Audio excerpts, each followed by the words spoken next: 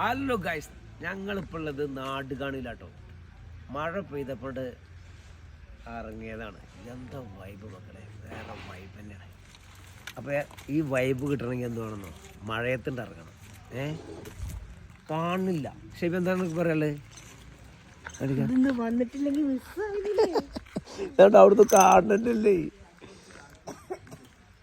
മോനെ.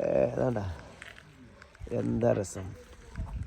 ഇതിന് കുറേ ആളുകളൊന്നും പറ്റില്ല കേട്ടോ. കുറേ ആളുകളുണ്ടെങ്കിൽ അത് മറ്റേ നമ്മൾ ട്രിപ്പ് പോക്ക് നടക്കൂല. 1-2 ആൾ മതി. എന്താ കോട